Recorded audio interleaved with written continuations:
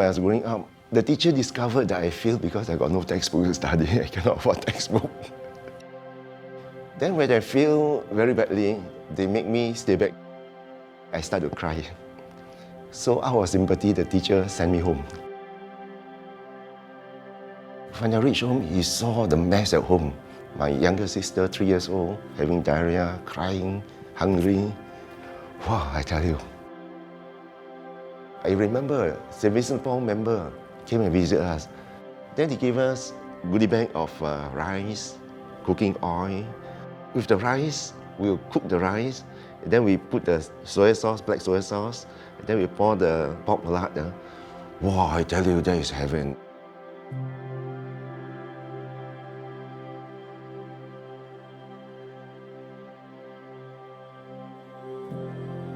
Society of St. Vincent de Paul in Singapore today was started in 1961 by the late Dr. Ee Peng Liang.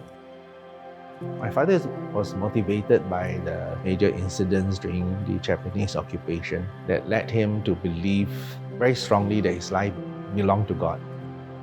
They were catching all these men who probably was a threat to them.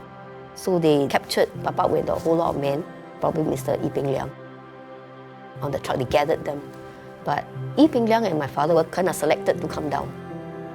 He wanted to be a Catholic, but his mom didn't want him to be a Catholic. But she said that if he's saved from the war, he would allow them to become Catholic. And so I think he was very, very grateful. He knew that God saved him. And because God saved him, he knew that there was a purpose in his life. Father Bertol read something on the St. Vincent de Paul Society that had started in France. He was quite interested because there were many poor in Singapore. And so he showed it to my father. My father felt that this was what God called him to do. And he knew that Ee Peng Liang also would be very good together doing this. Those days, people were poorer, so collections from church probably not so much. They went around begging, like for example, Meng Chiu, he's always tolong lah, you know. And that's like two parts of the work lah. Find money, give money. The way of reaching out to the poor, I think, changes as the world in which we live changes. What does it mean to be poor today? How does one reach out to the poor? Sometimes the mom will tell you, oh, I just gave condensed milk and water to my baby to drink because I've got no money for milk powder. And you know that the baby cannot drink condensed milk with water. And what do you do next? Because the society is getting more affluent and more developed, we are seeing more of social issues among our poor. In all our programs, like the milk and diaper program, we don't just give milk and diaper. We actually visit the family, check on their health, understand their needs. In our tuition programs that we have for the children, it is not just come here and have tuition. Several of our tuition programs make sure that when the children come, there are interaction with buddies who can make them feel happy, want to come again, feel loved, and then they give the tuition. Every month, when I go to take the financial aid, it will say, have you eat? Go and eat. Or if you want, can take some home. We show with our actions, and so being able to go out and even just talking to people, just lending a listening ear, providing some sort of companionship to those who may be lonely, those who don't have family anymore. We begin to have that personal contact. And so the work of accompaniment is very important in the life of the Vincentian. There was an old lady living alone. She hoarded a whole house with all sorts of things. When she died alone in her house, the police came in and then they tried to look for who to call. Then the first thing they found, my number and my wife's number on the board. I feel very happy because she took me as a friend and somebody she would call. First time when St. Vincent de Paul visited our house, we did not even have. Yeah, even a chair. Yeah. So the first chair was from them. Yeah. Then from there, they asked us what do we need to actually continue studies. Their main importance that they actually showed us was our education. They said this education breaks poverty, and we're sticking to that until today. Because they work with all races and all religion, I don't see any barriers.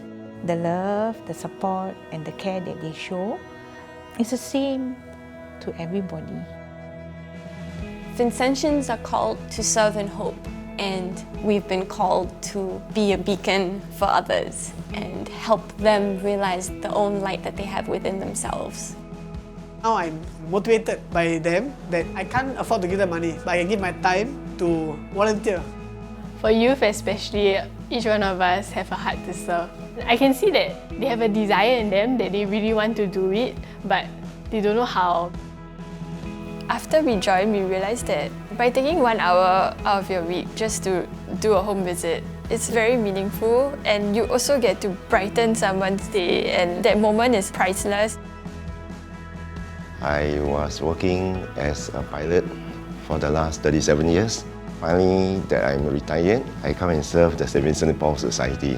And that gives me a sense of fulfillment. Because when you go and love and serve the poor, it's not a one-way benefit.